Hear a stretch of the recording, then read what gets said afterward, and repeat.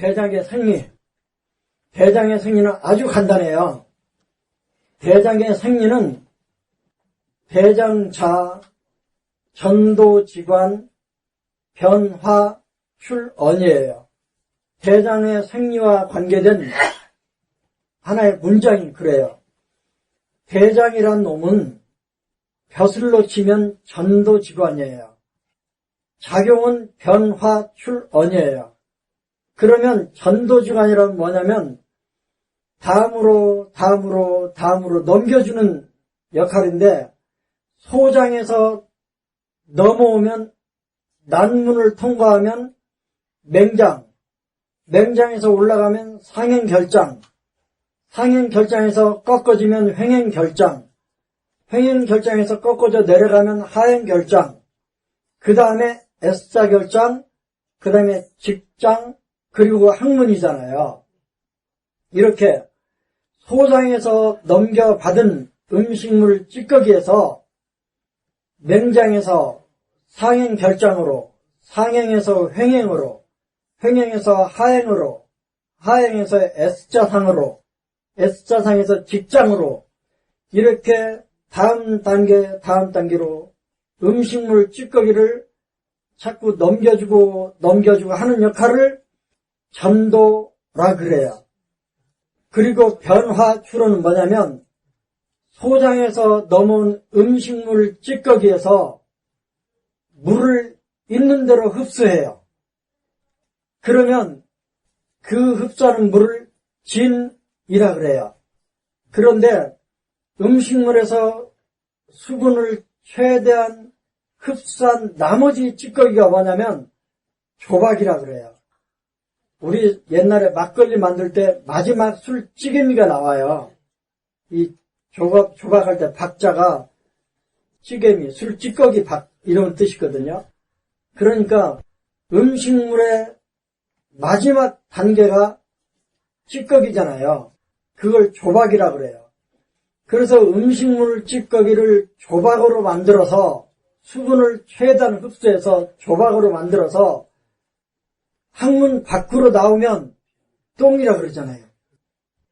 그 역할을 하는 게 대장이에요. 그래서 이 대장의 생리에 문제가 생기면 설사가 되기도 하고 변비가 되기도 해요.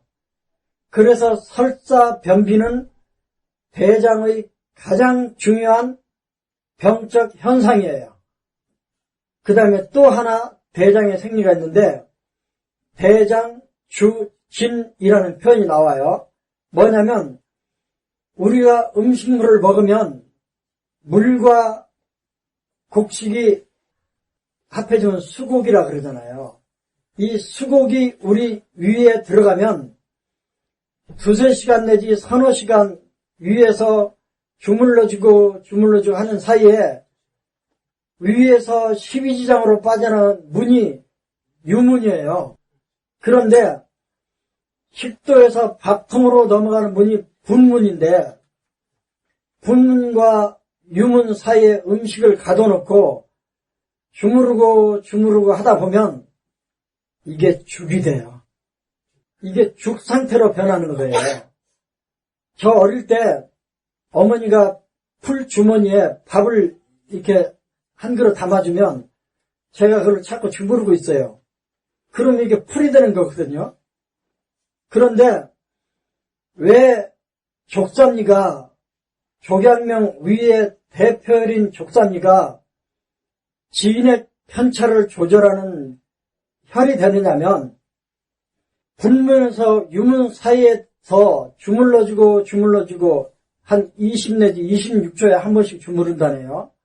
한 1분에 한 2번 정도 주무르는데 그런 과정을 서너 시간 지나다 보면 우리가 먹은 음식이 죽 상태로 돼요. 그걸 진액이라 그러는 거예요. 그러니까 우리가 먹는 음식을 진액으로 만들어버리는 작용이 위의 작용이에요. 그래서 위를 대표하는 족삼리에 진액 조절반이라는 이름이 붙는 거예요. 그러면 진액은 뭔가? 우리 몸에 있는 모든 정상적인 체액을 한마디로 진액이라 그래요. 혈액, 임파액, 관절낭액,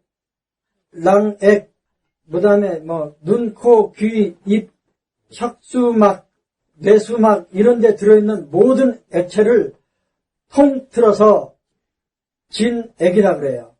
진액 속에는 혈액도 들어있어요. 임파액도 들어있어요. 그런데 왜 그러냐면 이 모든 액이란 액은 위에서 만들어내는 거예요. 우리가 먹은 음식물을 3시간, 4시간, 5시간 주무르고 주물러서 죽 상태로 만들어 놓은 것을 한마디로 진액이라 그러는데 이 진액 중에서 좀 더 걸쭉하고 영양성분이 많은 걸 액이라 그러고 좀 더 묽고 가벼운 걸 진이라 그러는데 액은 소장에서 흡수를 해요. 그래서 소장주액이라 그래요. 그런데 소장에서 흡수하는 이 액은 바로 영혈이 되는 거예요. 피의 원료가 되는 거예요. 그런데 대장에서 흡수하는 이 진, 수분은 위기의 원료가 되는 거예요. 이런 건 보셨을 거예요. 맥관 안을 흐르는 걸 영혈이라 그러고 맥관 밖을 흐르는 걸 위기라 그런다. 그런데 이 위기의 주 재료가 대장에서 흡수한 진이에요.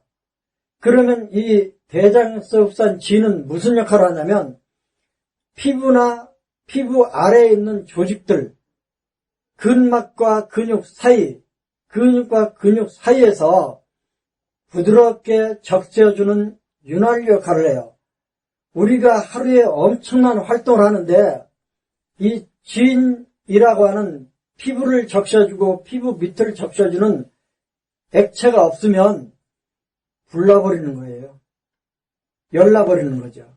그래서 주로 피부나 피부 아래 조직들에게 윤기를 제공해주는 게 진이라 그래요. 어쨌든 양방적으로 말하면 음식 찌꺼기에서 수분을 있는 대로 흡수하는 작용이 대장에 있고 대장에서 흡수하는 그 수분을 한의학에서는 진이라고 한다.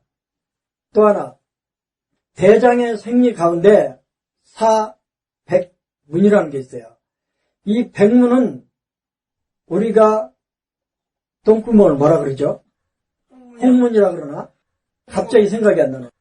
이 홍문이라고 그러는데 왜냐면 원숭이 똥꼬는 빨갛다잖아요. 그런데 왜 백문이라 그러냐면 우리 정신적인 것 중에 오지라는 게 있는데요. 정신, 혼백, 폐유 옆에 백호가 있잖아요.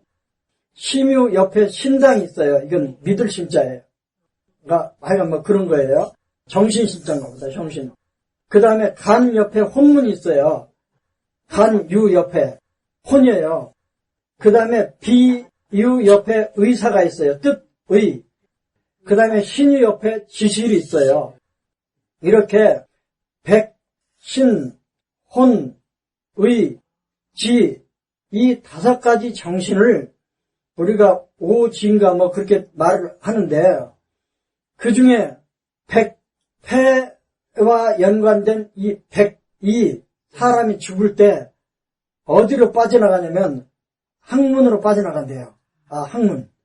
항문으로 빠져나가는데 사람의 정신에 속하는 이 백이 기백이 좋다. 사람마다 이 폐가 튼튼한 사람은요 목소리가 우렁차잖아요. 기백이 넘치잖아요. 그게 백자예요. 근데 사람이 죽을 때 그 혼백이라고 할 때 백이 빠져나가는 구멍이 항문이래요. 그래서 한의학에서는 그걸 백문이라고 그래요. 이 항문을 책임지고 있는 장이 대장이에요. 그래서 항문에 어떤 문제가 생기면 여러 가지 원인으로 생기지만 일단 대장이 1번이에요. 눈에 영향을 미치는 장부가 여러 개지만 눈에 문제가 생기면 1번이 간이고 코에 영향을 미치는 장부가 여러 개지만 코에 문제가 생기면 1번이 폐라고 하잖아요. 마찬가지로 항문에 생기는 질병은 여러 원인 장부가 있지만 일단 대장의 문제를 보는 거예요. 왜냐하면 대장, 사, 백문 하기 때문에 그래요. 백문은 대장이 주관해요.